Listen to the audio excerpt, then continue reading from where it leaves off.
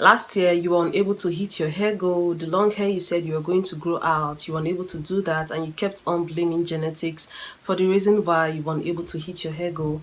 And you want to keep that same excuse this year.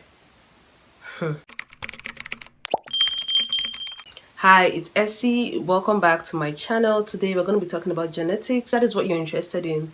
Then keep watching. I know there is this innate urge to always want to blame genetics for everything. Like you want to blame it for the reason your hair don't grow. And even when you see people growing their natural hair online, you always have that urge to always want to tell them, oh, it's genetics. You don't even care about the fact that they put in efforts to grow their hair, but you just want to tell them to their face that, oh, genetics.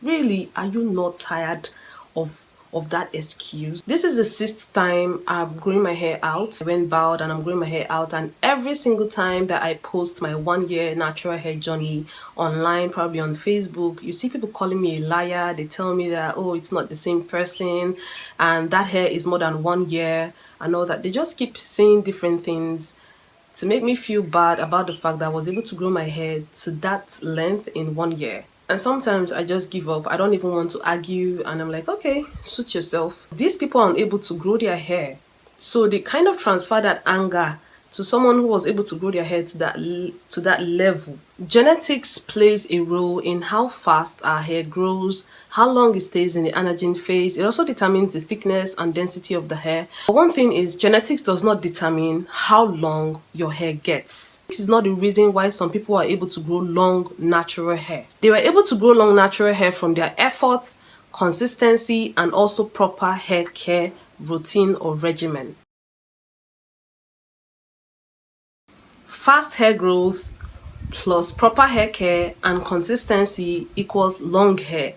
Average hair growth plus proper hair care and consistency equals longer hair. The only thing or the only difference is probably the time frame, how fast each person is able to hit a certain length. That is the only thing genetics can determine, but it will not determine how long your hair gets. Growing long natural hair comes from proper hair care habits, effort, and consistency. Majority of the people that use genetics as an excuse most of the time do not have a healthy hair care habit. If you want to grow long natural hair, you need to learn how to preserve your growth by minimizing breakage. Now, breakage is not a respecter of genetics at all. My previous video, I talked about how breakage is the reason why so many people think that their hair is not growing, or lots of people are unable to retain their length, because the more your hair keeps breaking, the shorter it gets, your growth gets stunted. And this is what many people suffer from, and they think it's because they have bad genes or they have bad hair or genetics.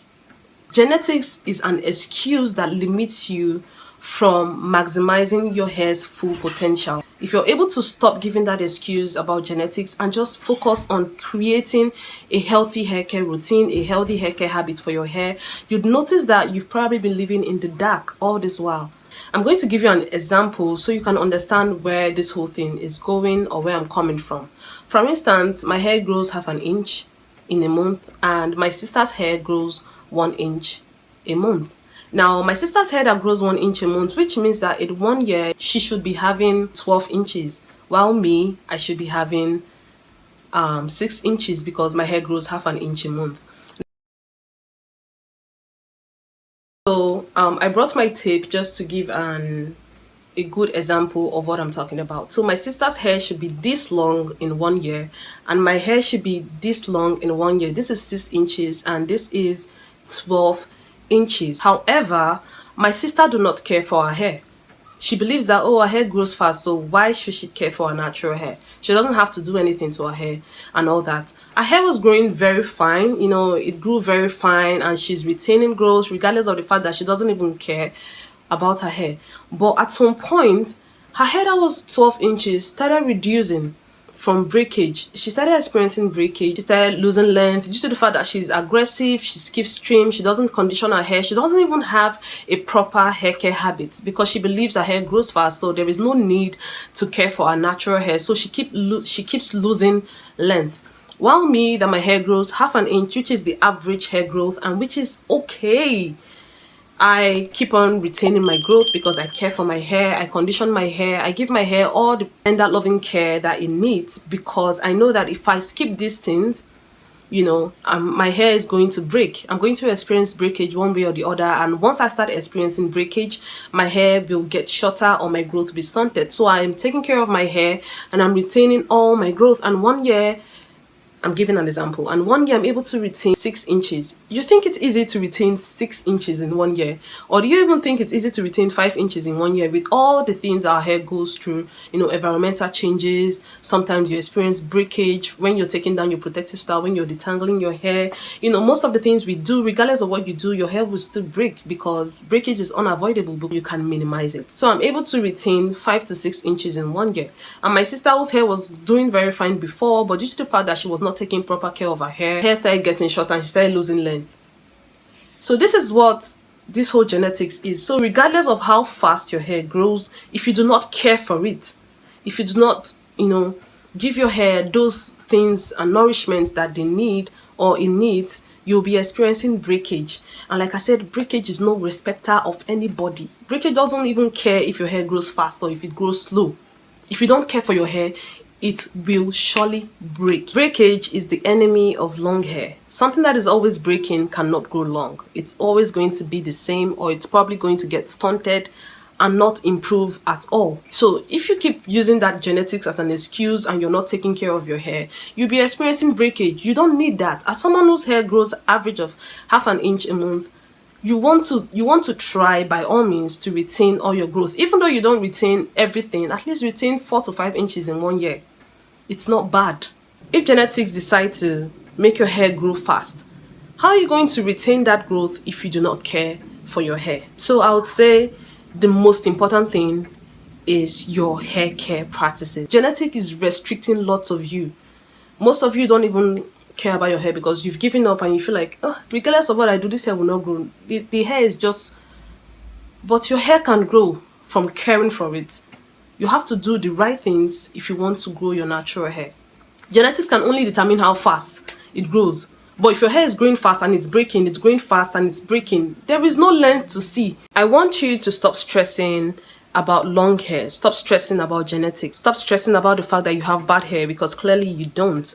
Start focusing on factors like proper hair care, creating a healthy hair regimen, learning how to minimize breakage. These are the things that you should start focusing on, because these are the real or the main thing that will help you grow long natural hair, and not really genetics. Genetics is not the sole determinant of long hair, but your hair care practices and your hair care habits are the main reason you're able to grow long natural hair. However your hair grows, that is the standard. If you have fast growth, it's the standard. If you have average growth like me, that is the standard. So start focusing on what will give you or help you retain length by minimizing breakage, and stop giving excuses about genetics if you want to grow your hair in 2024. Create a healthy hair care routine and stick to it. Be consistent with it. Don't do it once and give up. You have to keep doing it for you to start seeing results, the results that you want. To achieve long natural hair, if that is your goal, you want to maintain or create a healthy hair care routine that you can follow. So make sure your hair care routine is very simple. Your wash day, how you condition, your protein treatment, and also the most important thing, protective or low manipulation hairstyles, so you don't have to manipulate your hair all the time, thereby encouraging breakage. Anything that would encourage breakage, you want to stay away from it. So keep up with your protein treatment, moisturize your hair, condition your hair when you're supposed to. On every wash day, you deep condition your hair to return strength and moisture to your strands. Protein treatment probably once in 4 to 5 weeks. Trim your ends if you notice you have split ends, and just keep up with your routine.